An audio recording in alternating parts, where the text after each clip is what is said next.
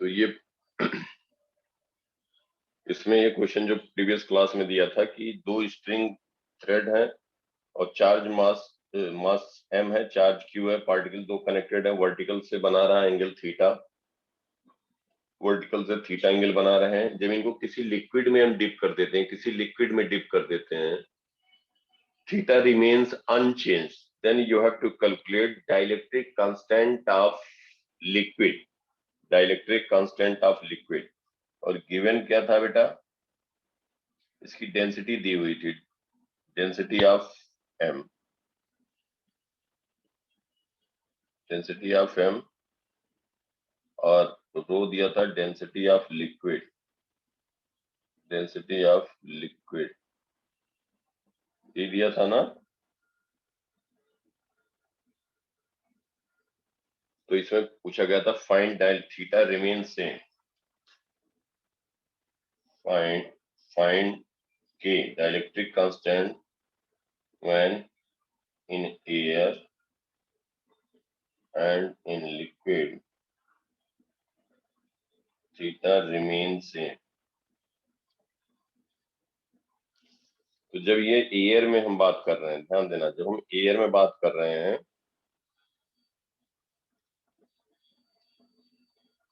In air, तो इसका equilibrium हम क्या कंसीडर करेंगे, इसका इक्विलिब्रियम क्या लेंगे बेटा,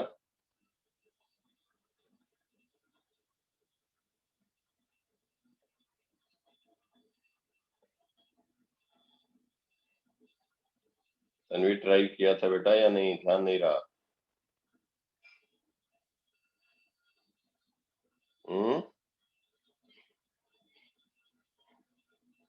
इन एयर इसका वेट क्या होगा, mg, इसका टेंशन इस पे लग रहा होगा, अवे टेंशन T मान लिया, और इनके बीच इलेक्ट्रोस्टैटिक फोर्स ऑफ रिपल्सन लग रहा होगा। इन तीन फोर्स से इक्विलिब्रियम होगा, वही बात इसके लिए कहेंगे, T होगा, इसका वेट mg होगा, और इस पे एक रिपल्सिव फोर्स लग रहा होगा F, इस पे फोर्स लग रहा होगा F, रिपल्सिव फोर्स। ये समझ में आई बात सबको? Yes sir.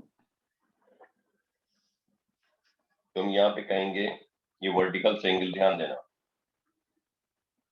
Vertical angle theta है, तो T को रिजॉल्व करेंगे, क्या हो जाएगा, T cos थीटा, इधर होगा T sin थीटा,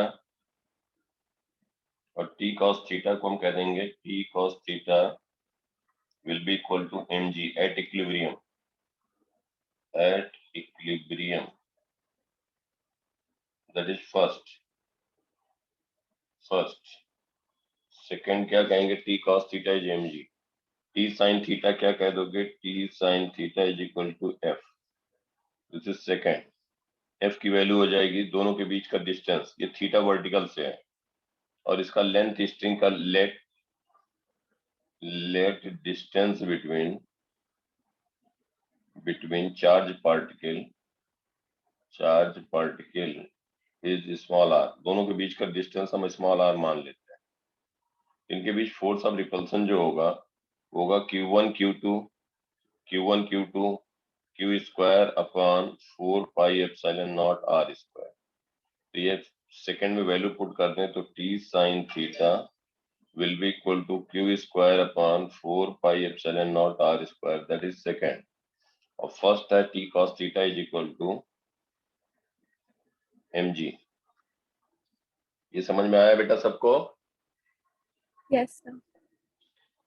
तन्वी समझ में आया? Yes sir. अब इनको हम डिवाइड कर देंगे तो क्या होगा, अंजने, ये हो जाएगा tan theta is equal to Q square upon 4 pi epsilon naught r square mg। इसको हमने कह दिया इक्वेशन ए।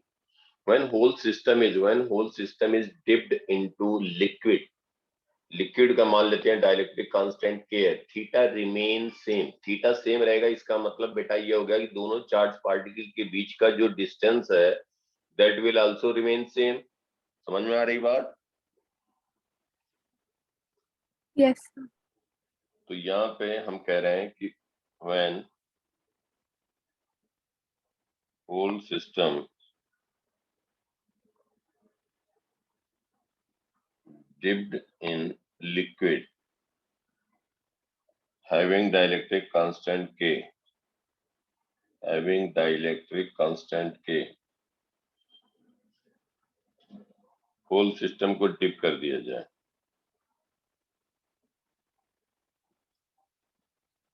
होल सिस्टम को डिप कर दिया जाए जिसका डाइलेक्ट्रिक कांस्टेंट K है।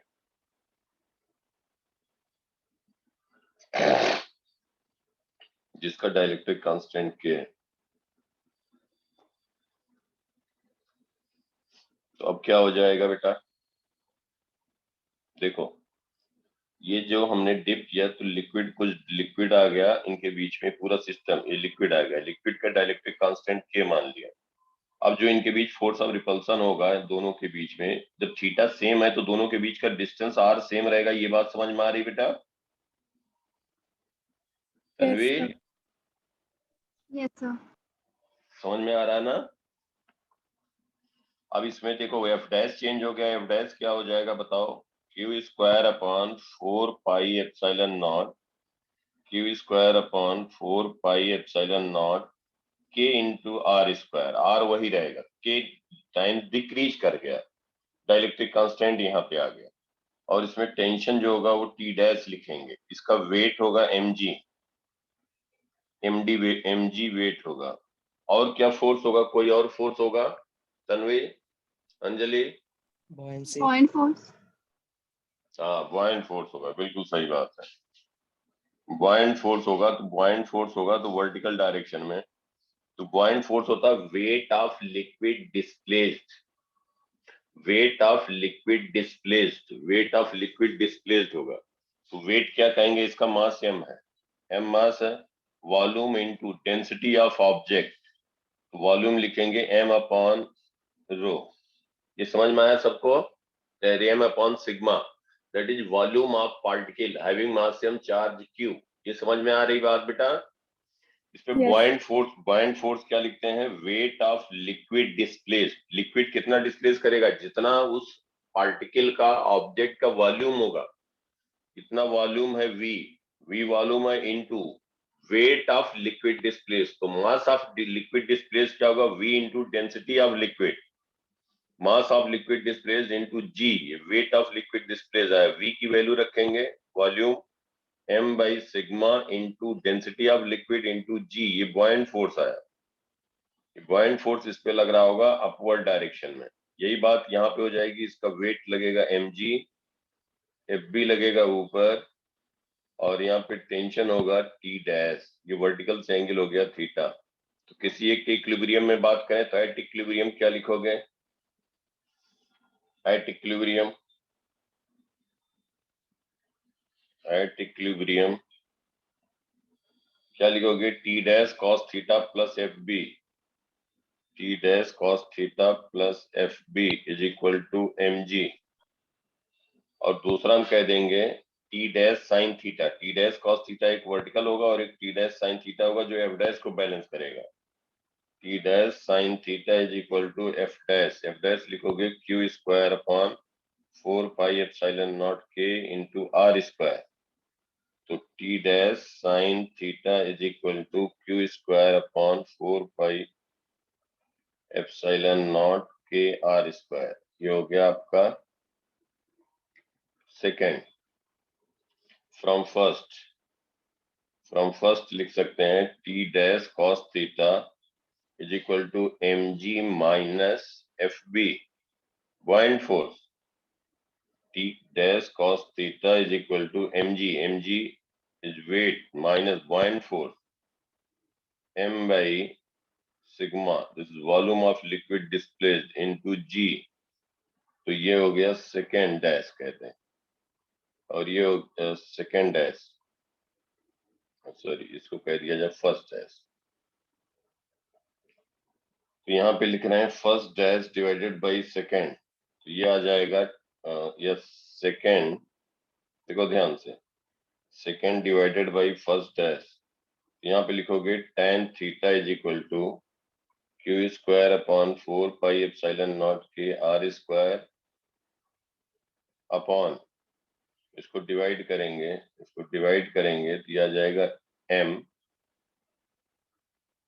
G minus mg into rho by sigma. तो ये आ गया आपका tan theta is equal to Q square upon 4 pi epsilon naught K R square mg 1 minus rho by sigma. इसको हम कह दिए इक्वेशन बी।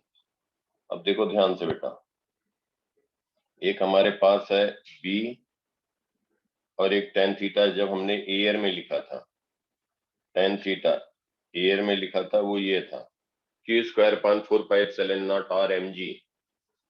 तो tan थीटा था tan इन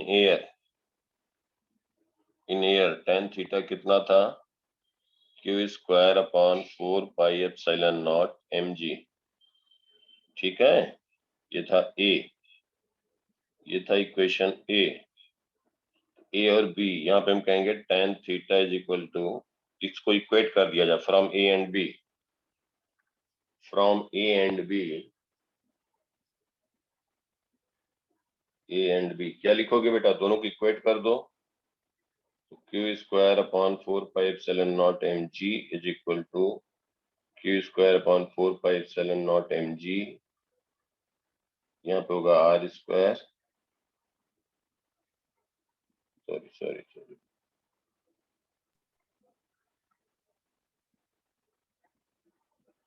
आर स्क्वायर भी था बेटा। तो यहाँ पे था ये आपका tan theta is equal to this, tan theta is equal to this in air. दोनों को अगर हम इसको कंपेयर कर देंगे तो ये हो जाएगा 1 माइनस सिग्मा बाई, यहाँ पे हो जाएगा के डाइलेक्ट्रिक कांस्टेंट भी है, 1 माइनस रो बाई सिग्मा। अब इसको अगर हम सॉल्व करें तो क्यू स्क्वायर कैंसिल हो गया, 4 pi epsilon naught mg square cancel हो गया, यहाँ बचा केवल के, ये पार्ट कैंसिल हुआ, के बचा। तो के की वैल्यू आ गई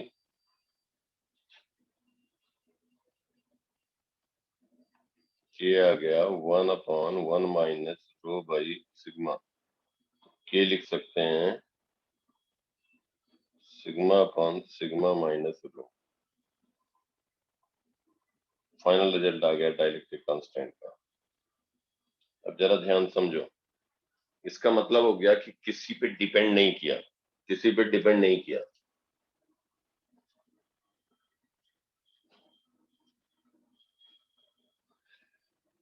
किसी पे डिपेंड नहीं किया बेटा। तो इसका मतलब क्या हुआ, अगर जो है हम कहें कि लिक्विड ऑब्जेक्ट की डेंसिटी, देखो ध्यान से, इसमें अगर दिया जाए कि ऑब्जेक्ट की डेंसिटी अगर कहें if sigma is 1000 kg per meter cube and density of liquid is 500 kg per meter cube, अगर ये दिया होता और बाकी सब कुछ दिया जाए कि एक ऑब्जेक्ट है मास सेम चार्ज क्यू का और वो एयर में वर्टिकल से थीटा एंगल बना रहा है when it is dipped in a liquid having dielectric constant के, और वहां पे भी हम अगर देखें कि के डाइलेक्ट्रिक कांस्टेंट है और थीटा रिमेन सेम, तो क्या कहोगे dielectric constant, find dielectric constant. मतलब इसी में हम केस बना दिया, अगर ये वैल्यू दिया है what is the value of के, मतलब वही इन एबव क्या आ जाएगा, के की वैल्यू डायरेक्ट क्या लिखोगे, सिग्मा अपॉन सिग्मा माइनस रो। यही आया ना बेटा। Yes. तो ये तुम्हें लर्न होना चाहिए। जैसे क्वेश्चन आया जिसको ये मालूम है फट से कर देगा कि सिग्मा की वैल्यू 1000 लिखेंगे और ये कहेंगे 1000 माइनस रो, लेकिन मालूम होना चाहिए कैसे आया। तो पूरा तुम्हें डिराइव करने की जरूरत नहीं है। तो कितना आ गया 1000 अपॉन 500, टू आंसर आ गया। अब कोई सॉल्व कर रहा है, डिराइव कर रहा है तो टाइम लगेगा। अगर मान लो कि इसको हम कह दें इफ सिग्मा इज 5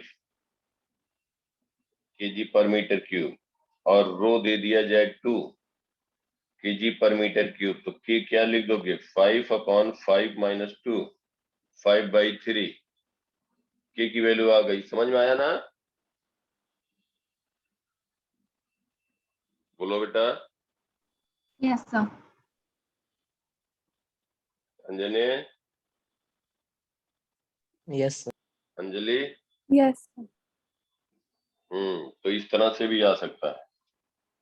बाकी इस पे हर टाइप के क्वेश्चन हमने डिस्कस कर दिए हैं, सब पूरा इलेक्ट्रोस्टैटिक में कुछ नहीं बचा, वो पूरा रिवाइज करना और क्वेश्चन करो, जो डाउट रहेगा वो पूछ लिया करना, डाउट क्लास रख दिया करेंगे, बीच बीच में डाउट ले लिया करेंगे लास्ट 15 मिनट में, तो अटेम्प्ट करते रहो।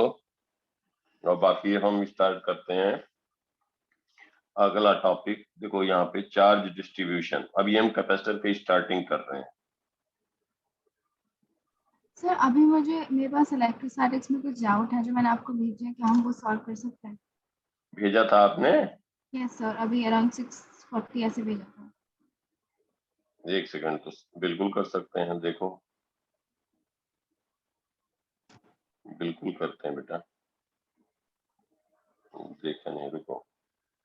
और सर एक्चुअली इसके अलावा भी थोड़े से डाउट्स हैं इसी में इलेक्ट्रोस्टैटिक्स में, तो भेजो भेजो भेजो। तो कितने, 3 क्वेश्चन भेजा है? सर जो हाईलाइटेड वाले हैं ना वो है, तीन पिक्चर्स हैं बट। अच्छा ठीक है, देखो सब लोग एक बार सोचो, ट्राई करो।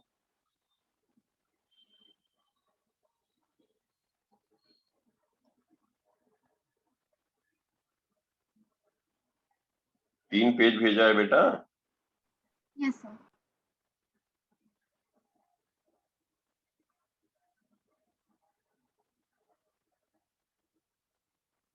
देखो, 3 charges each of Q are placed at the vertices of an equilateral triangle. The charge needed at the center of triangle for charge to be in equilibrium. देखो सब लोग ध्यान से सुनो, इसमें कहा गया है कि 3 charges each of Q are placed at the vertices of equilateral triangle. कोई equilateral triangle है,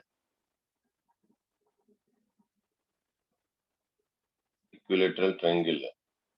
वैसे बेटा ना, मतलब सबको कह रहा हूँ कि अगर डाउट उस पे भेज दिया करोगे तो ये अच्छी बात है कि हर किसी को कह रहा हूँ, तो दूसरा भी कोई भी एक बार ग्रुप पे भेज दिया करो। क्या होता है कि हर कोई एक बार उसको अटेम्प्ट कर सकता है, तो थोड़ा सबके लिए फायदा होगा ना, क्योंकि अटेम्प्ट करने पे किसी की डाउट हो सकता है, किसी की नहीं हो सकता है, लेकिन मतलब हमारा कहने का है कि हेल्प होगा।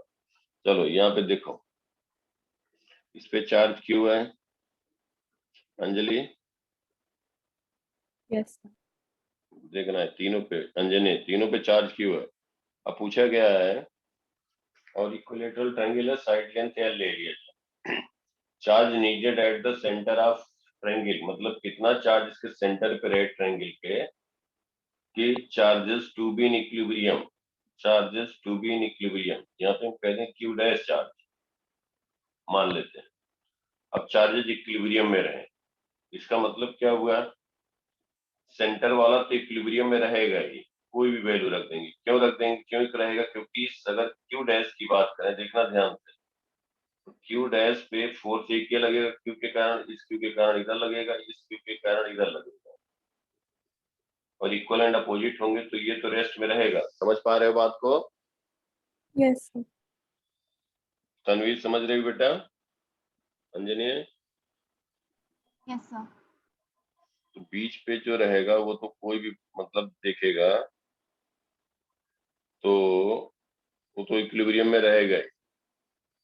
अब देखो ये इक्विलिब्रियम में रहेगा, अगर हम एक चार्ज की बात करें, इसकी इस क्यू चार्ज पे, तो इस क्यू के कारण एक फोर्स लगेगा इधर, और वो हो जाएगा, एफ की वैल्यू हो जाएगी Q square upon 4 pi epsilon naught L square. इस क्यू के कारण लगेगा फोर्स इधर, इस क्यू के कारण लगेगा, और क्या होगा, एफ की वैल्यू वही हो जाएगी, डायरेक्शन अलग होगा, Q square upon 4 pi epsilon naught L square. Q dash, अब इन दोनों का रिजल्टेंट जो होगा, जरा ध्यान से समझना, इन दोनों का रिजल्टेंट ऑब्वियसली इनका बाइसेक्टर होगा इस डायरेक्शन में। समझ पा रहे हो बेटा? Yes sir. एफ नेट, जिसको हम कहेंगे एफ नेट, और इसको हम बता सकते हैं कि वैल्यू क्या होगी, दोनों इक्वल हैं। पैरेललोग्राम मेथड से इसका हम एफ नेट बता सकते हैं। एफ नेट ये वैल्यू आएगी अंडर रूट ये हो गया एफ। इसको अगर हम कहें F1 F2 कहें तो मैग्नीट्यूड दोनों का सेम है। क्या लिखेंगे एफ नेट बोलो? F square plus F2 square दोनों सेम है, plus 2F1 F2 into cos, दोनों बीच एंगल कितना है? cos 60। ये समझ में आया सबको? Yes sir. Yes sir. तो इसको लिख देंगे, ये हो जाएगा under root F square plus plus 2F square into 1/2 कितना आ गया? अंडर √3। रूट 3F स्क्वायर, या हम कह दें F√3। ये समझ में आया? Yes sir. ये फोर्स आया एफ नेट आया √3 इंटू एफ की वैल्यू है Q square upon 4πε0 L square. अब देखो यहाँ पे इसके कारण Q डैश के कारण इतना ही फोर्स इस पे लगना चाहिए, इतना ही फोर्स इधर लगना चाहिए, तभी तो नेट जीरो होगा। इस ये जो एंड पे है इक्विलिब्रियम में रहेगा। समझ पा रहे हो बात को? Yes sir. अब बात ये रही कि ये डिस्टेंस कैसे लिखा जाए। डिस्टेंस कितना होगा? देखो बेटा, इक्विलैटरल ट्रायंगल है, इक्विलैटरल ट्रायंगल है। सेंटर से हम डिस्टेंस किसी एक एंड पॉइंट का लिखना चाह रहे हैं, ठीक है? तो यहाँ से हम क्या कर रहे हैं, पहले इसे परपेंडिकुलर ड्रा कर रहे हैं। ये लेंथ L है, ये एंगल 30 हो गया, ये 90 डिग्री होगा। समझ पा रहे हो? Yes sir. ये डिस्टेंस L1 कह दिया जाए। L1 क्या कहोगे? L1 is equal to L cos 30। Tanvi बेटा समझ में आ रहा है? अंजने, L cos 30 क्या कहोगे? √3/2, √3L/2, ठीक है? √3L/2 ये हो गया L1, √3L/2 L1 हो गया। समझ में आया? Yes sir. ये जो इसका सेंटर होगा, ये 2:2 जो सेंटर होगा वो 2:1 के रेशियो में कट करेगा, 2:1 के रेशियो में इंटरसेक्ट करेगा। तो हम क्या लिखेंगे बोलो? इसको हम डिस्टेंस कह दें R1। तो R1 क्या कहोगे? 2/3 ऑफ L1। समझ में आ रहा है? Yes sir. 2/3 into L1 is √3/2L। 2 cancel हो गया तो L/√3 आया, L/√3 आया R1। ये डिस्टेंस आया यहाँ से यहाँ तक का L/√3, L/√3। ओके, सो हम यहाँ पे कह देंगे कि जो नेट फोर्स लगा वही Q डैश के कारण होना चाहिए इधर। Q डैश की वैल्यू एक तो ये बताओ नेगेटिव होगा तभी तो उधर लगेगा फोर्स। इस Q पे इस डायरेक्शन में फोर्स तब लगेगा जब Q डैश नेगेटिव होगा। ये समझ में आ रही बात? यस। तो हम क्या कहेंगे, अब लिखेंगे फोर्स जो ये एफ नेट हुआ √3 Q square upon 4πε0 L square is equal to, क्या लिखोगे? Q1 Q2 Q into Q dash. Q dash negative होगा इसलिए हम इक्वल कर रहे हैं मैग्नीट्यूड। भाई ये नेगेटिव हमने कह दिया इसको नेगेटिव, तभी इस पे फोर्स का डायरेक्शन इधर ले रहे हैं, इसको -Q डैश कह रहे हैं।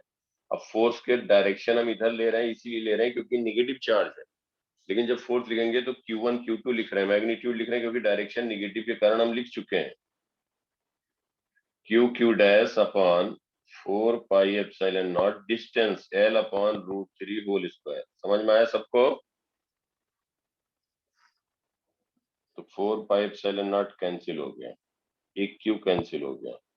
Q डैश कितना आएगा? Q dash is equal to √3Q upon L square into L square by 3। L square cancel हुआ तो Q by root three, Q by root three आया, लेकिन क्या आया, क्यू डैश निगेटिव आया, निगेटिव चार्ज, तो हम कहेंगे क्यू डैश जो होगा यहाँ पे, क्यू डैश की वैल्यू होगी minus Q by root three for equilibrium, for equilibrium, for all charges to be in equilibrium, to be in equilibrium, q dash की वैल्यू होगी माइनस q बाई रूट थ्री।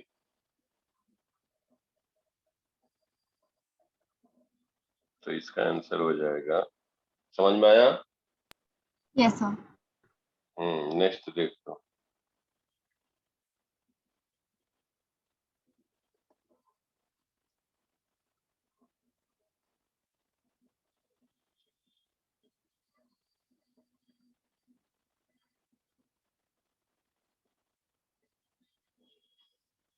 देखो, एक continuous line of charge of length 3d lies along x axis ending from x plus d to x plus 4d, ending from x plus d to x plus 4d, मतलब यहाँ पे हम कह सकते हैं ये पॉइंट जो है x is equal to D है, तो ये x is equal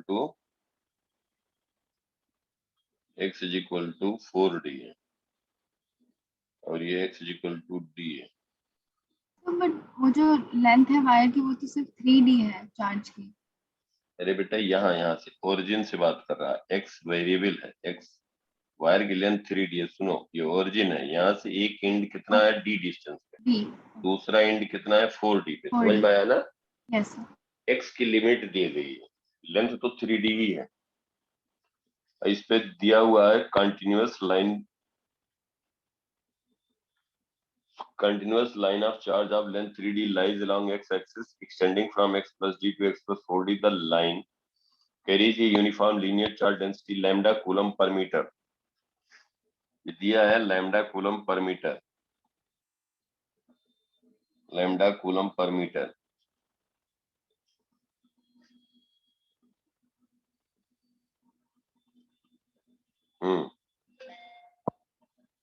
Linear charge density in terms of d lambda and any necessary physical constant. Find the magnitude of electric field at the origin. Electric field पूछा गया, origin पे पूछा गया electric field. तो हमने एक चीज बोला था शुरू में, जो जो बता दिया बता दोगे, मतलब वो चीज ध्यान रहेगा तो कोई क्वेश्चन ऐसा नहीं होगा, कुछ नहीं है। अब बताओ मुझे, हमने क्या बताया था, एक याद करो, एक रॉड है, इस पे चार्ज Q है, इसका लेंथ L है, और इसके एक एंड से E डिस्टेंस पे एक पॉइंट चार्ज Q था, इनके बीच फोर्स लिखा था, फोर्स क्या आया था, Q capital Q upon 4 pi epsilon not A into A plus L, बताया था या नहीं बताया था? Yes, sir. तो Q चार्ज पे आएगा, Q की जगह 1 कूलम रख देंगे, if Q is equal to 1 coulomb, तो क्या हो जाएगा, ये पॉइंट को नाम दें A, क्या हो जाएगा, उसी को हम कहेंगे इलेक्ट्रिक फील्ड। तो हो जाएगा Q upon 4 pi epsilon not A into A plus L। ये समझ में आया? Yes. Yes sir. अब यहाँ पे क्वेश्चन में क्या दिया, देखो ध्यान से, यहाँ पे क्वेश्चन में क्या दिया है, यहाँ दिया है कि एक वायर है, इसका लेंथ है 3d, charge linear charge density lambda है, इस पे चार्ज हो गया लैम्डा इंटू 3d, समझ में आया?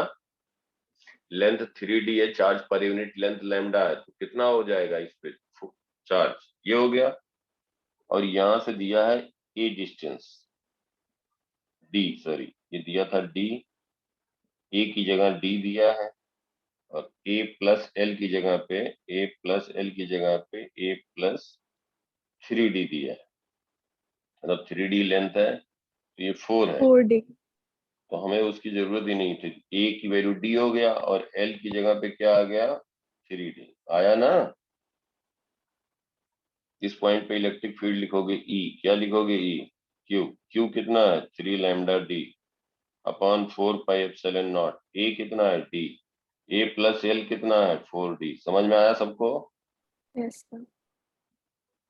तन्वी समझ में आई बात? Yes sir. तो ये हो जाएगा इंटू 4D। अब इसको सिंप्लीफाई कर लो, D कैंसिल और ये हो जाएगा 3 lambda upon 16 pi epsilon not D, 3 lambda upon 16 pi epsilon not D। ये समझ में आया? Yes sir.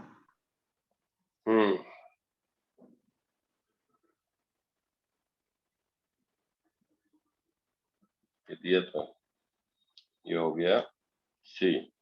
अब देखो 18th देखो, system consists of thin charge wire ring of radius r and a very long uniform charge wire oriented along the axis of the ring.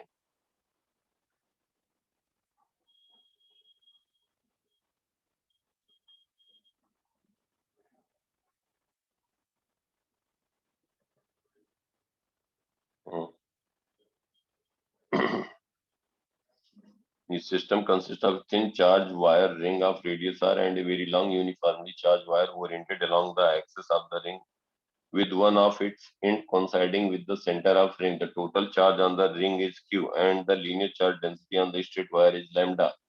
The interaction force between the ring and wire is, integrate करना पड़ेगा। देखो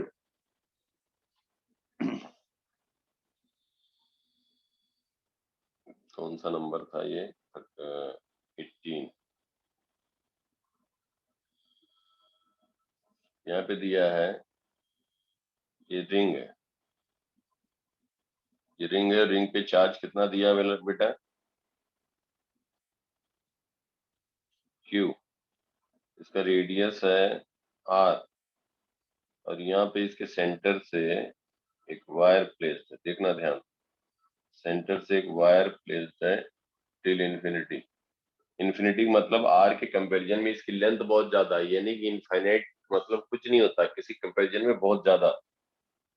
तो इस पे linear charge density दिया हुआ है, linear charge density दिया हुआ है लैम्डा, इनके बीच फोर्स पूछा जा रहा है। हम सेंटर से मान लेते हैं x डिस्टेंस पे बात कर रहे हैं dx एलिमेंट पे, ध्यान से समझो। तो dx एलिमेंट पे चार्ज कितना हो जाएगा dq डैश कितना हो जाएगा, linear charge density lambda coulomb per metre है, लैम्डा dx। ये समझ में आया? बोलो बेटा। Yes sir.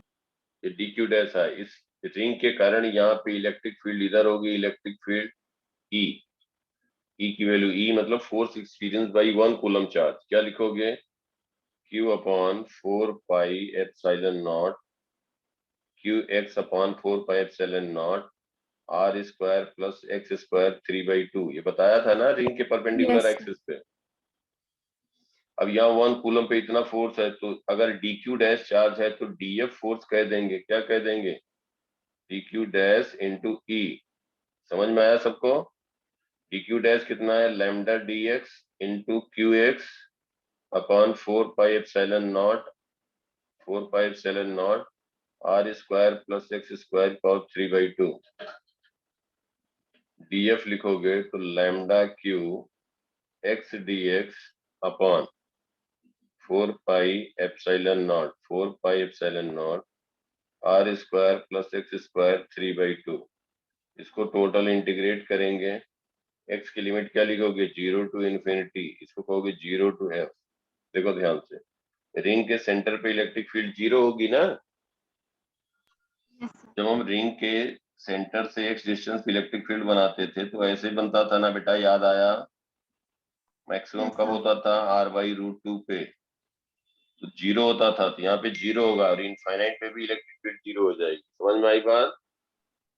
इसको यस इंटीग्रेट सर। कर लेंगे। अभी इंटीग्रेशन नहीं मालूम होगा तो कोई घबराने की बात नहीं है, तो इस तरह से इसकी वैल्यू आ जाएगी। अभी हम इंटीग्रेट करें, इसमें x की वैल्यू रख दो कुछ r tan थीटा, तो बेटा मतलब तुम्हारे में इस तरह से कॉम्प्लेक्स नहीं आएगा, इंजीनियरिंग वाले इसको सॉल्व कर सकते हैं। Let x equal to R tan theta, तो जब यहाँ पे x जीरो होगा तो r tan थीटा, तो थीटा 1 हो जाएगा 0, और जब होगा x इनफाइनाइट थीटा हो जाएगा 90, लेफ्ट हैंड साइड हो जाएगा f,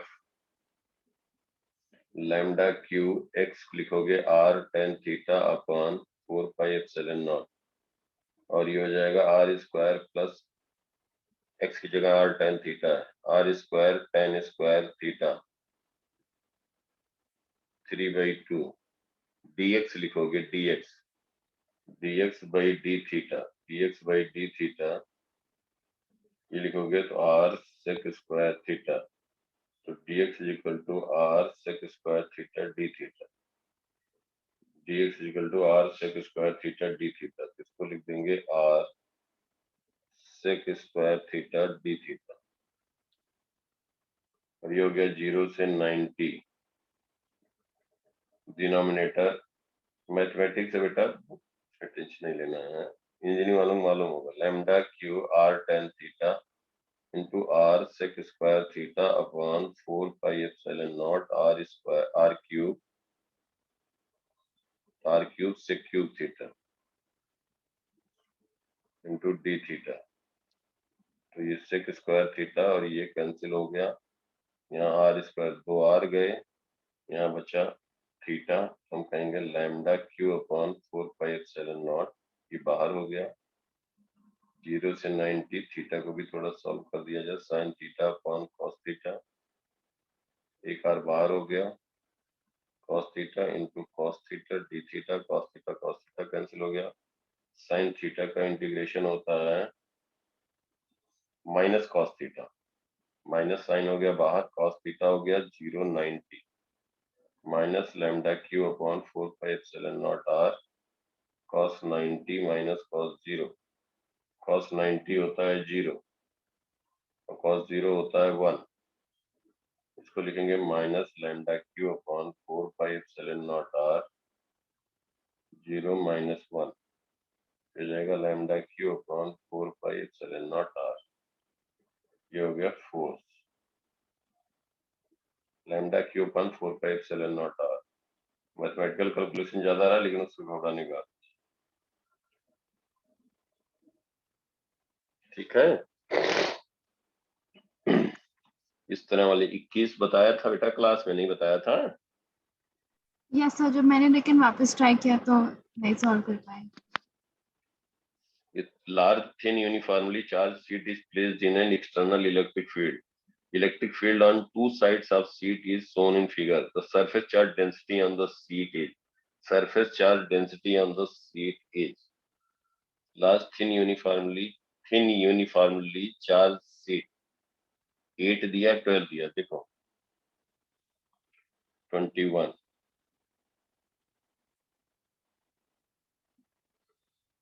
ये बेटा 21, ये क्या है कि जैसे थिन शीट है, ये थिन शीट है। अंजलि Yes. बताओ, अंजलि बताओ, थिन शीट है और इस पे सरफेस चार्ज डेंसिटी सिग्मा दिया, फिर surface charge density sigma coulomb per metre square है, ये मैं बता चुका हूँ इसलिए मैं कह रहा हूँ। यहाँ पे दिया है इलेक्ट्रिक फील्ड, इसके नियर बाई दिया है इस डायरेक्शन, यहाँ पे दिया है 8 वोल्ट, यहाँ पे इलेक्ट्रिक फील्ड दिया है 8 वोल्ट पर मीटर, यहाँ पे दिया है 12 वोल्ट पर मीटर, यही दिया है ना।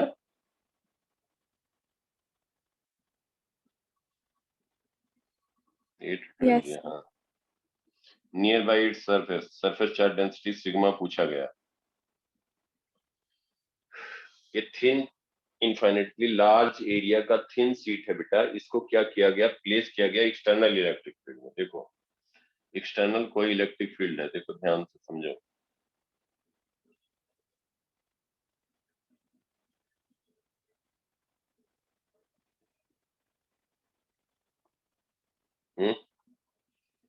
अब यहाँ पे एक लार्ज थिन शीट प्लेस कर दिया गया इन बिटवीन, और इस पे जो है दिया हुआ है surface charge density sigma. Thin sheet है तो एक ही सरफेस होगा, बहुत पतला है। प्लेट होता दो सरफेस हो जाते, sigma coulomb per metre square. अब देखो जो एक्सटर्नल इलेक्ट्रिक फील्ड है, ये एक्सटर्नल इलेक्ट्रिक फील्ड कुछ था पहले, अब इसके कारण नियर बाई जब देखेंगे तो ये कुछ ये इलेक्ट्रिक फील्ड शीट के कारण लेफ्ट वर्ड आएगी Yes. और एक्सटर्नल है राइट वर्ड। तो किसी पॉइंट 1 पे हम नेट इलेक्ट्रिक फील्ड क्या कहेंगे, ई एक्सटर्नल माइनस, और इसका सरफेस चार्ज डेंसिटी सिग्मा है, तो सिग्मा अपॉन 2 एप्सिलॉन नॉट हो गया। लेफ्ट वर्ड हो गया तो सब्ट्रैक्ट हो जाएगा, E1 होगा, और इसके नियर बाई कहीं 2 कहें, ये एक्सटर्नल क्लास ये एक्सटर्नल है, और इसके कारण यहाँ सिग्मा अपॉन हम कहते हैं यहाँ पे 2 पॉइंट पे sigma upon 2 epsilon not add हो जाएगा। समझ पा रहे हो बेटा अनवी? Yes sir. तो 1 पॉइंट पे हम लिखेंगे E external minus sigma upon 2 epsilon naught is 8 volt per metre, ये दिया है।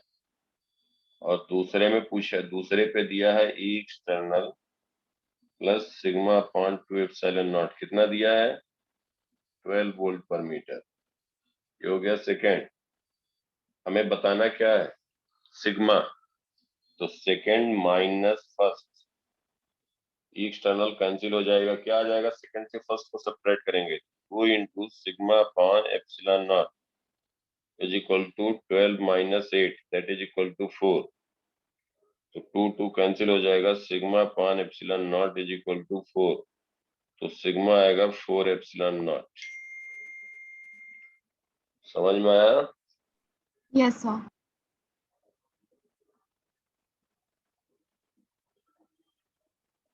तो ये हो गया। तन्वी कहाँ गलती कर रही थी बेटा? सर वो एक्सटर्नल फील्ड समझने में। आप समझ गई अच्छे से? Yes sir. एक तरफ कम है एक तरफ ज्यादा, इसका मतलब किसी एक्सटर्नल इलेक्ट्रिक फील्ड में रखा हुआ है, और ये क्वेश्चन में दिया भी था, देखो एक्सटर्नल इलेक्ट्रिक फील्ड, तो वो एक कांस्टेंट रहेगा। जब थिन शीट रख दिया तो जो लेफ्ट पार्ट है उसको डिक्रीज करेगा, राइट वाले को बढ़ाएगा। समझ गए? Yes sir.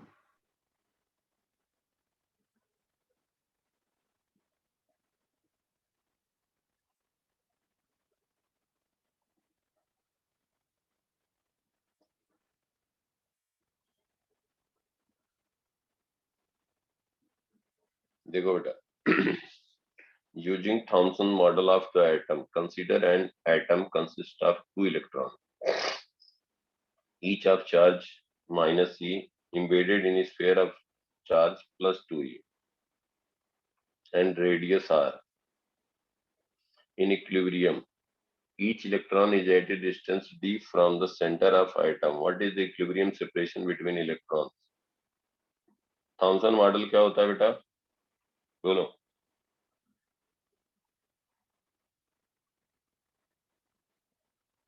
तन्वी,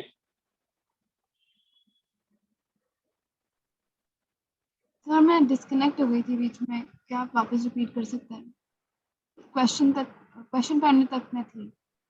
मैं कह रहा हूँ बेटा 23rd में व्हाट इज थॉमसन्स मॉडल, पढ़ो सब लोग एक बार और सोचो क्या होगा। अंजलि, अंजनी तो तुम एक लोग भी। स्फेयर में जैसे चार्जेस डिस्ट्रीब्यूटेड, उसने बोला था कि एक जैसे पुडिंग में डिस्ट्रीब्यूटेड होते हैं चार्जेस, तो वैसे ही रहेंगे अरेंज। क्या होते हैं? इलेक्ट्रॉन्स डिस्ट्रीब्यूटेड होते हैं इन अ स्फेयर यूनिफॉर्मली। यूनिफॉर्मली। इसमें कहा गया using Thompson model of atom consider an atom consist of 2 electron, each of charge minus E embedded in a sphere of charge in a sphere plus 2E charge भी है, and radius R, in equilibrium. Each electron is at distance d from the center of atom. Center of atom. What is equilibrium separation between electrons? Equilibrium separation between electrons. इसका मतलब हो गया अगर 2d distance है तो जो इस पे फोर्स लग रहा होगा 23, जो इस पे फोर्स लग रहा होगा इलेक्ट्रॉन इलेक्ट्रॉन के बीच में, जो फोर्स लग रहा होगा वो फोर्स होगा इलेक्ट्रॉन पे चार्ज E मान लेते हैं, तो इसको हम कहेंगे E²/4πε0 2D²। ये इन पे रिपल्सिव फोर्स लग रहा है, और ये इक्विलिब्रियम में अगर है, देखो ध्यान से, in equilibrium each electron at distance d from the centre of atom, तो दोनों के बीच ये होगा what is equilibrium separation between electron, equilibrium separation between electron. तो इस पे 2e positive charge, Thompson model में एक्चुअल में क्या होता है, कुछ ये एक्सेप्ट तो नहीं किया गया ना थॉमसन मॉडल, बोलो। Yes. नहीं सर।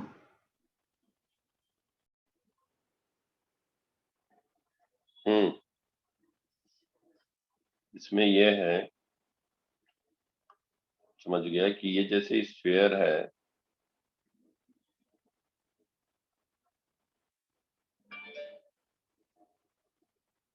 इस पूरे स्फीयर में चार्ज 2e है, यूनिफॉर्मली डिस्ट्रीब्यूटेड है। समझ में आया बेटा? यही बात है बिल्कुल, थ्रू वॉल्यूम डिस्ट्रीब्यूटेड।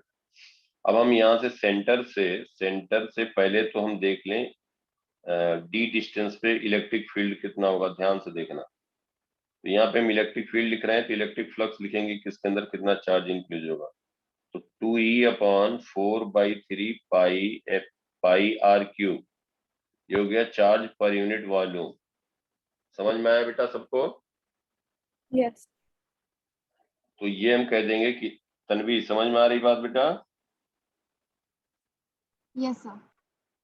यहाँ पे हम लिख रहे हैं इलेक्ट्रिक फील्ड, अंजने इलेक्ट्रिक फील्ड लिख रहे हैं, इस पे लिख रहे हैं ई क्या होगा, E into 4πd² electric flux is equal to charge enclose 4/3 pi d cube volume into charge per unit volume 2e/4/3 pi capital R cube. तो यहाँ पे 4/3 पाई कैंसिल हो गया, 2e/d³ R क्यूब।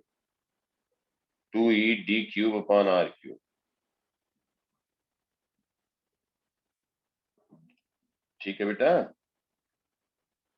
ये हो गया E इंटू 4πd²। तो electric field आ गई, यहाँ पे इलेक्ट्रिक फील्ड आ गई, कितनी आ गई, 2e/4πd² इंटू R क्यूब। अब ये d² वाला टर्म यहाँ से कैंसिल होता है, तो 2e/4π R क्यूब। ये इलेक्ट्रिक फील्ड आया, और यहीं पे ध्यान से समझना, यहीं पे रखा हुआ है, क्या रखा हुआ है, इलेक्ट्रॉन रखा। तो पॉजिटिव के कारण, इलेक्ट्रिक फील्ड के कारण इस पे फोर्स किधर लगेगा, electric field rightward direction, positive charge होता तो उस पर राइटवर्ड लगता, लेफ्टवर्ड लगेगा। ये समझ में आ रहा सबको बात? Yes. तो ये इस पे फोर्स हो जाएगा 2e/4πr³ इनटू इलेक्ट्रिक फील्ड हुआ इंटू इलेक्ट्रॉनिक चार्ज, ये हुआ डायरेक्शन लेफ्टवर्ड। तन्वी समझ में आ रही बात बेटा? Yes sir. ये फोर्स हुआ that will be equal to जो इस पे फोर्स लग रहा है इलेक्ट्रॉन के बीच में जो लग रहा है राइटवर्ड रिपल कर रहा होगा, इक्वल होना चाहिए। और वो कितना लग रहा है, देखो यहाँ पे हम लोग लिख चुके हैं E²/4πε0 2d², E²/4πε0 2d² rightward. समझ में आया है सबको? बोलो। Yes. Sir. Yes sir.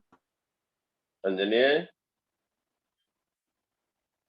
Yes बोलो यार, कुछ हाँ नहीं बोला करो भाई। 2ed ये हो जाएगा चार्ज इनक्लोज, इलेक्ट्रिक फील्ड होगा E इंटू दिस, ये होगा चार्ज इनक्लोज अपॉन ε0। यहाँ ε0 भी होगा बेटा। तो ये हुआ 4πε0, इसको हम कर रहे हैं कैंसिल, और ये हो गया एक electronic charge 2d/4πε0 upon 4 pi epsilon naught r cube is equal to, एक इलेक्ट्रॉनिक चार्ज स्क्वायर कैंसिल हो गया, 2d upon r cube is equal to, यहाँ पे कह देंगे 1 अपॉन, कैंसिल हो गया, 4d स्क्वायर, हम कह देंगे 8d cube is equal to r cube, तो t हो जाएगा r cube, d cube is r cube by 8, t हो जाएगा r बाई 2। समझ में आया बेटा? माइनस हो नहीं सकता। समझ में आया सबको? Yes sir. सर ऐसे क्वेश्चन नीट में पूछते हैं? अब बेटा कुछ भी पूछ सकते हैं, कुछ ऐसा मुश्किल नहीं है, पूछ सकते हैं, बिल्कुल पूछ सकते हैं, क्योंकि अब कंबाइन कर दिया ना, तो उसी से उनको हर एक के एम्स का भी वहीं से लेना है, इसका भी अब अलग तो नहीं रहा ना। Yes sir. तो अब स्टैंडर्ड बढ़ जाएगा।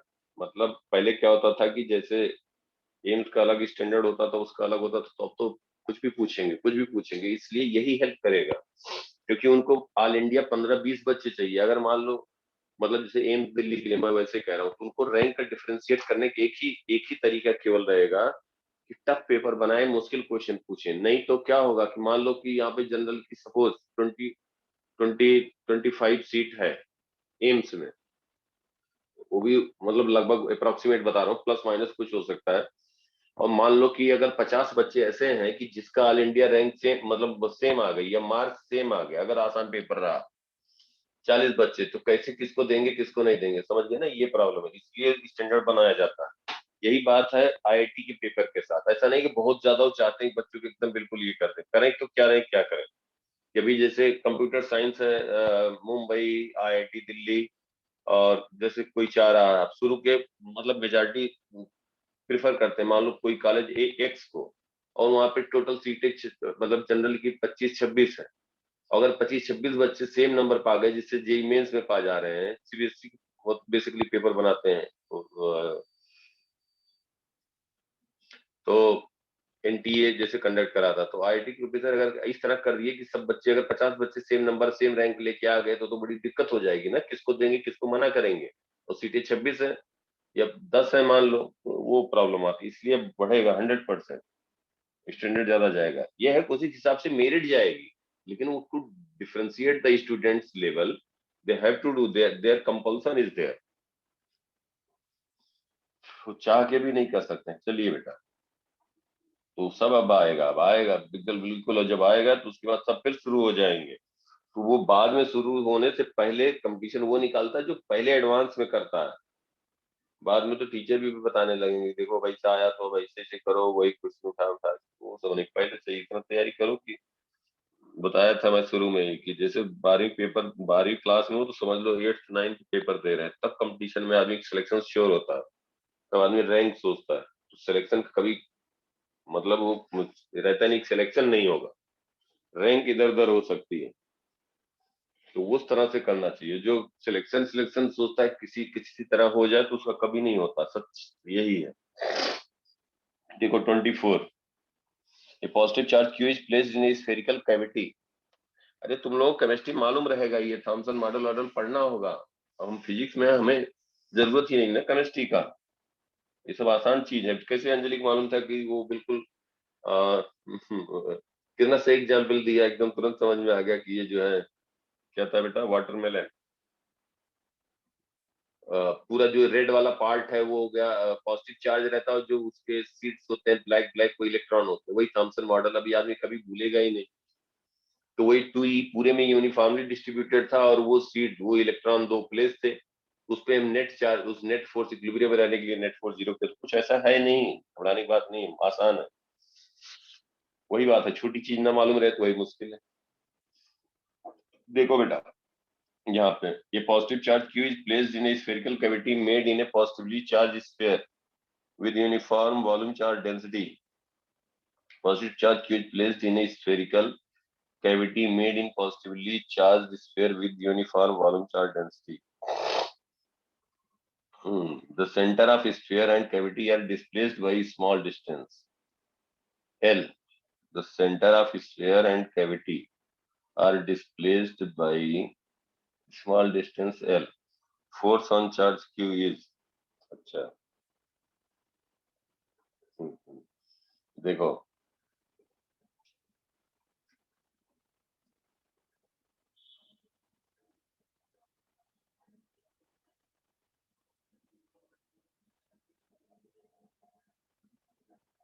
अंजलि, अंजलि यस है, सर। तन्वी, सब लोग सोचो एक बार क्या कहा गया। देखो सुनो, इसमें वॉल्यूम चार्ज डेंसिटी दिया है, वॉल्यूम चार्ज डेंसिटी दिया है, यूनिफॉर्मली डिस्ट्रीब्यूटेड है। इसका वॉल्यूम चार्ज डेंसिटी दिया है रो कूलम, रो कूलम पर मीटर क्यूब दिया, ठीक है। और इसके अंदर कैविटी के अंदर कोई चार्ज, इसके अंदर जब हमने देखा कि इनके सेंटर के बीच का डिस्टेंस मान लेते हैं L1, L1 volume charge density rho, इसके अंदर इलेक्ट्रिक फील्ड हमने ड्रा किया था और प्रूव किया था। इलेक्ट्रिक फील्ड इसके अंदर कांस्टेंट होगा किसी भी पॉइंट पे पूरे कैविटी में, और उसकी वैल्यू जो आएगी वो आएगी रो L/3 एप्सिलॉन नॉट। ये तुम्हें याद होना चाहिए, लेकिन कहाँ से आया वो भी पता होना चाहिए, लेकिन तुम्हें डिराइव करने की जरूरत नहीं है, तब याद रहेगा। वैसे याद करोगे तो नहीं याद होगा, अगर तुम्हें डेरिवेशन पता रहेगा तो याद रहेगा। अब देखो ध्यान से, ये हो गया इलेक्ट्रिक फील्ड, किसके अंदर इलेक्ट्रिक फील्ड हो गया, याद आया बेटा तन्वी? अरे हमने वहां पे क्या किया था, वहां पे ऐसे बनाया था sphere,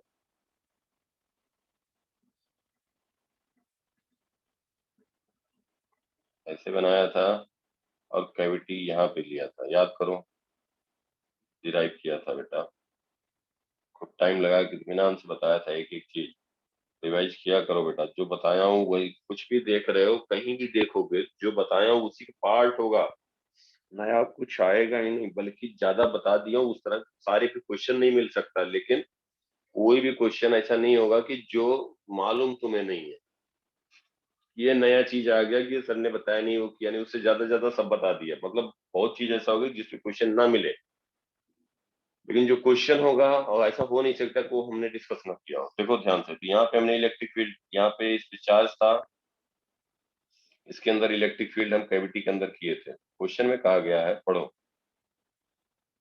the positive charge Q is placed in a spherical cavity made in a positively charged sphere with uniform volume charge density. The center of sphere and cavity are displaced by a small distance L. Force on charge Q is L distance displace कर दे रहे हैं, तो force on charge Q is, अब ये बताओ, हमारी बात ध्यान सुनो, यहाँ पे एक चार्ज है अंजलि, मान लो आ गया क्वेश्चन, तो क्या करेंगे तुम्हें, तन्वी तुम भी सुनो, अब क्वेश्चन आ गया तो वहां पे सर तो है नहीं, तुम्हें कुछ ना कुछ तो करना है, तो क्या करोगे, अब यही समझ लो, यहाँ पे चार्ज क्यू रखा हुआ, ये क्यू चार्ज रखा है, इस पे फोर्स आएगा, तो फोर्स अगर अभी पूछा जाए तो फोर्स कहोगे क्यू इंटू ई।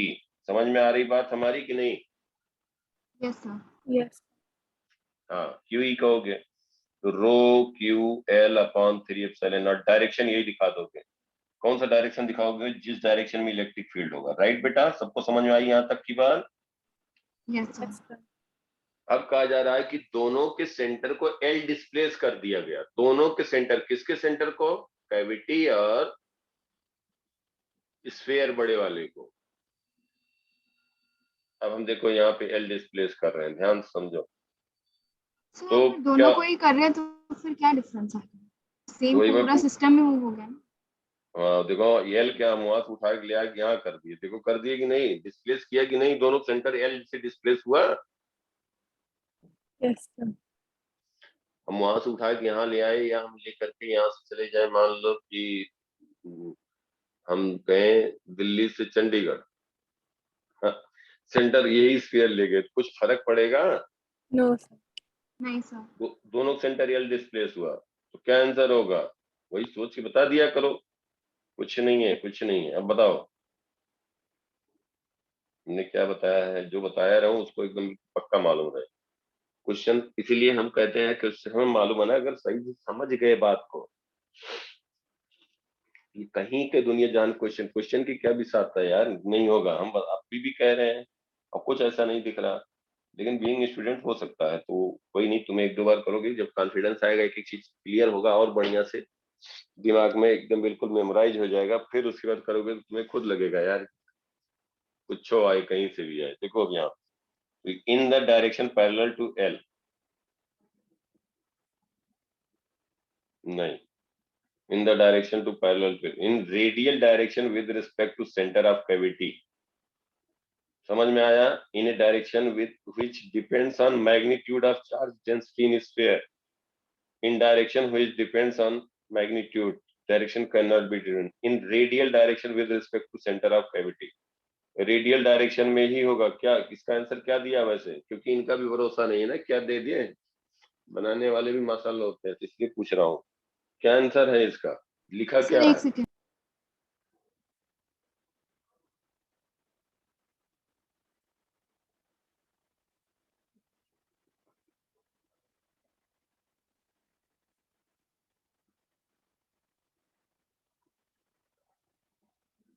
तो ए है।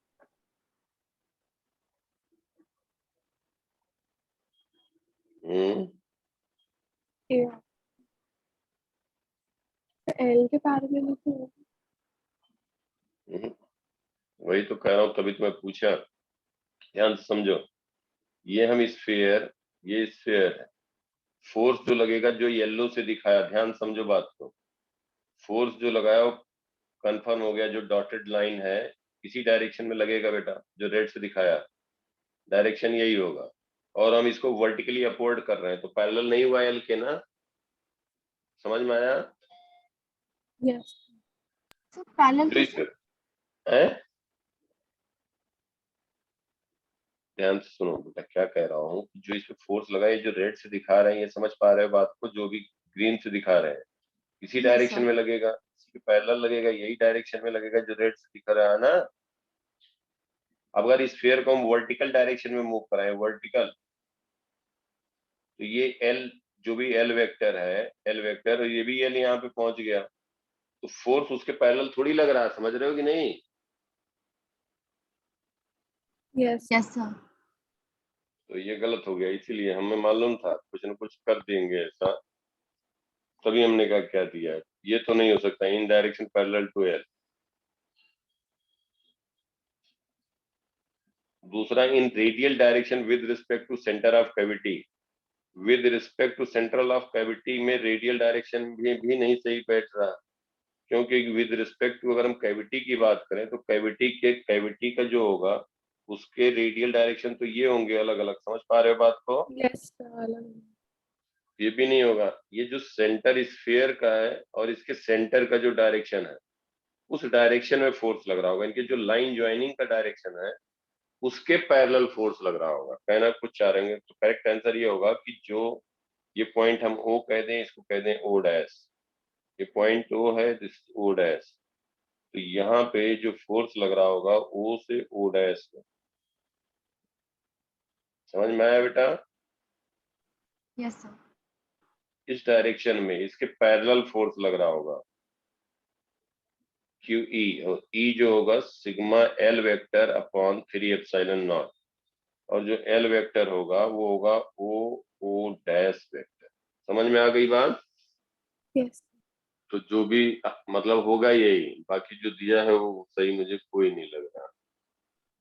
अगला देखो, ये तो समझ गए इसको ना पूरी बात? ऐसे बोल सकते हैं ना, in the direction of vector joining the centres of cavity and sphere. हाँ, in the direction of vector joining centre of sphere and cavity, वो कहाँ दिया, नहीं दिया ना, यस। कोई ऑप्शन नहीं दिया, तो जबरदस्ती नहीं थोड़ी किया जाता, तो ये इनका यही है। चलिए, समझ में तो आ गया ना क्या आंसर होगा? Yes, sir. वो पेपर थोड़े बनाने वाले। अब हम आ जाएं यहाँ,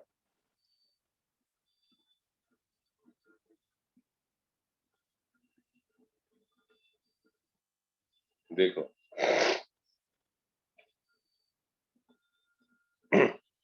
find potential at center of a square of side disk, which find the potential as center of a square of side disk which carries at its four corner charges q1 q2 q3 q4। बेटा calculation check कर लेना इसमें क्या है। 32 वाला नहीं है, वो गलती से मार्क कर दिया था। हाँ बेटा, 32 वाला, वो वाला डाउट नहीं है, वो गलती से मार्क हाईलाइट कर दिया।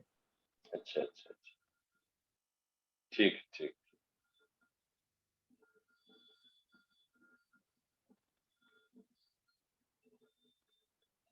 ये half ring of radius r has charge of lambda per unit length, potential at the center of half ring is, ये बेटा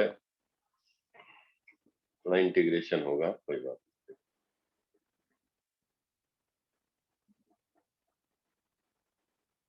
लीनियर चार्ज डेंसिटी दिया है ना, लैम्डा कूलम पर मीटर,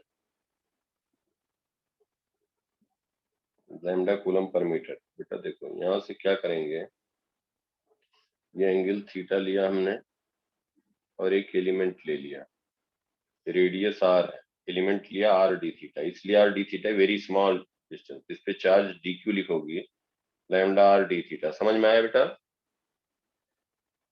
इस पे Yes, sir. पोटेंशियल क्या होगा, इस पे जो चार्ज हुआ उसके कारण पोटेंशियल डीवी कहोगे, D Q upon scalar quantity है 4 पाई एप्सिलॉन नॉट आर। समझ में आया? इस पे चार्ज डी क्यू है बेटा, ये D Q charge are D theta पे कितना होगा, lambda R D theta. Charge per unit length मालूम है, आर डी थीटा लेंथ है, पॉइंट चार्ज ट्रीट कर सकते हैं ना बेटा Yes, डी sir. क्यू को। Yes. तो डीवी ये स्केलर क्वांटिटी है, ये स्केलर क्वांटिटी है, इलेक्ट्रिक फील्ड होता तो डायरेक्शन दिखाते, फिर कंपोनेंट लेते। समझ पा रहे हो बात को? Yes. पोटेंशियल है तो डीवी इंटीग्रेट कर देंगे तो 1/4 पाई एप्सिलॉन नॉट आर, ये कांस्टेंट है डी क्यू, और ये डीवी। चार्ज जीरो से शुरू करें, जीरो से शुरू करें, और टोटल चार्ज कितना है, टोटल चार्ज कितना होगा, जीरो चार्ज होगा तो जीरो होगा हर एक पे। देखो हर एक के कारण हम लिख रहे हैं पोटेंशियल, ऐड करते जा रहे हैं। टोटल चार्ज कितना होगा, इसका लेंथ कितना हुआ पाई आर, यार बोलो, इनटू लैम्डा, ये चार्ज नहीं हुआ टोटल, Yes.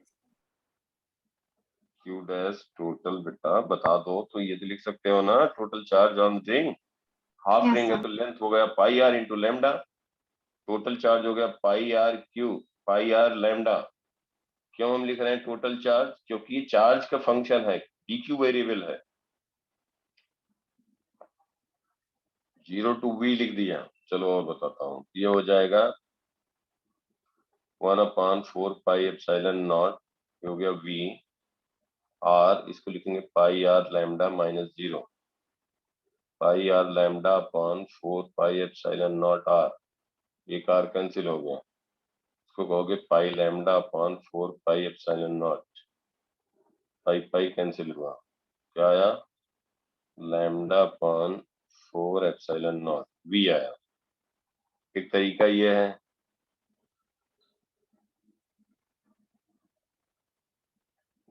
वी आया लैम्डा अपॉन 4 एप्सिलॉन नॉट,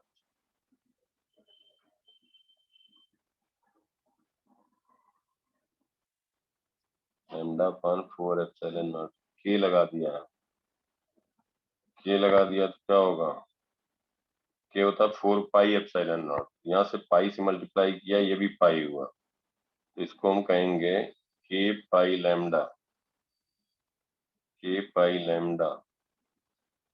दिया। समझ गए? बोलो। Yes, sir. हाँ, अब देखो इसको, ये डी क्यू लिख दिया, अगर डी क्यू नहीं लिखते, कोई ये कहता है कि नहीं सर हम डी क्यू नहीं लिखते हैं, हम क्या लिखते हैं, डी क्यू को लिखते हैं लैम्डा आर डी थीटा, लिखो फिर लैम्डा आर डी थीटा। तो डी वी जब लिखोगे तो डी क्यू की जगह देखो ध्यान से, इसको मिटाया नहीं आ रही, इसको रहने दे,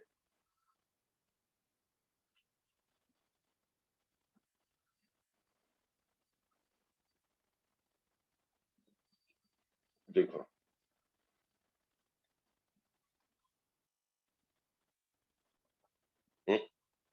कहाँ से आ गया? चलो अगर इसको हम लिखें यहाँ पे,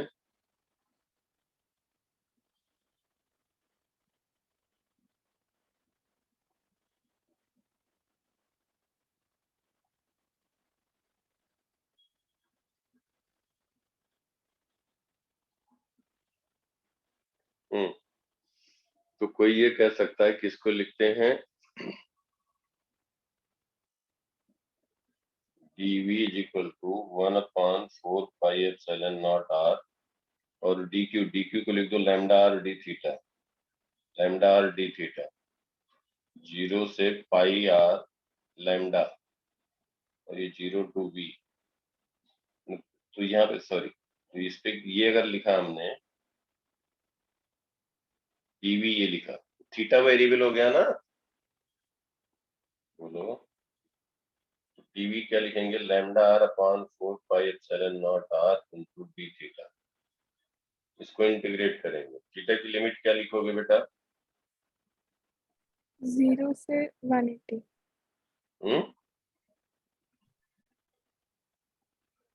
नहीं, 0 से 90। 0 से 90 लिखोगे तो यहाँ से लेकर के इतना ही पार्ट आएगा, -π/2 या तुम कहें -π/2 टू +π/2 -π/2 कहेंगे तो ये पार्ट आएगा, यहाँ से स्टार्ट होगा 2 + π/2 कहें या 0 से π/2 2 टाइम कहते हैं। समझ में आई बात?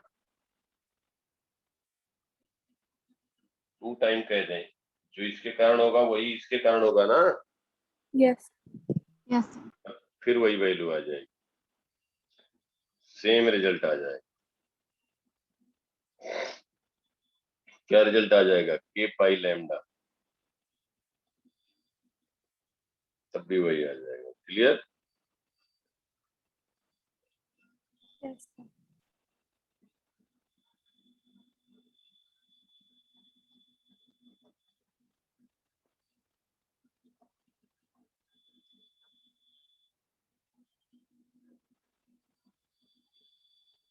देखो बेटा, सर वेरिएशन ऑफ इसमें मुझे पोटेंशियल, साइन की प्रॉब्लम आ रही थी बस, माइनस या ठीक है। देखो बेटा, इसमें कहा गया variation of potential with distance r from fixed point is shown in figure, electric field at r is equal to 5 metre. ये यहाँ पे देखो, ये पॉइंट पूछा गया ना, यहाँ पे पूछा गया ना बेटा, सब लोग ध्यान दो। अंजलि, अंजनी, यहाँ पे बी होगा ना आंसर? देखो पोटेंशियल यहाँ पूछा गया, इसका मतलब v और डिस्टेंस का जो स्लोप होगा, पहले इसका स्लोप लिखें। तो स्लोप ये यहाँ से यहाँ तक 6 है और ये है कितना, बोलो? 2। 2 है। तो स्लोप क्या लिखोगे? स्लोप मतलब delta v by delta r, क्या लिखोगे बताओ?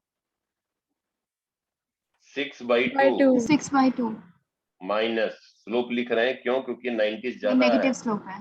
यस नेगेटिव होगा। तो delta v by delta r आया आपका -3। और इलेक्ट्रिक फील्ड क्या हमने बताया था, बताओ? E is equal to -dv/dr, याद आया? Minus Yes. Delta v by delta r। Yes तो sir, minus delta v by delta r क्या आएगा?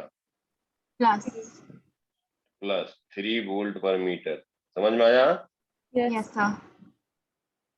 पोटेंशियल डिक्रीज कर रहा है, इसका मतलब इलेक्ट्रिक फील्ड का डायरेक्शन यही है, इसलिए प्लस आया। जहां पोटेंशियल बढ़ रहा, ध्यान से समझो हमारी बात को, ध्यान से समझो, जब पोटेंशियल बढ़ रहा है, जहां पोटेंशियल इंक्रीज कर रहा है, तो वहां पे इलेक्ट्रिक फील्ड का डायरेक्शन अपोजिट है। और जहां पोटेंशियल डिक्रीज कर रहा है, v is decreasing, electric field is increasing. यहाँ पे क्या है कि v इंक्रीज कर रहा है तो इलेक्ट्रिक फील्ड इज डिक्रीजिंग। समझ में आ गई बात? याद आया? Yes sir. तो कौन सा आंसर हुआ? Option A. समझ गए? Yes sir. क्या दिया है आंसर में? Sir A B. इसलिए पूछ रहा हूँ कि उनका भरोसा नहीं है ना, कहीं गड़बड़ कर रहे हो तो बच्चे परेशान हो जाएंगे। वैसे इतना कॉन्फिडेंट रहा करो कि आंसर गलत रहे तो बता सकते हो कि ये चीज ऐसे नहीं होगा। कहीं कहीं पे प्रिंटिंग मिस्टेक हो सकता है, तो जितना तो कॉन्फिडेंस होगा ही कि मतलब जो है तो है, जो सही है सही एक ही होगा, गलत इनफाइनाइट हो सकते हैं हर जगह पे। ठीक है बेटा?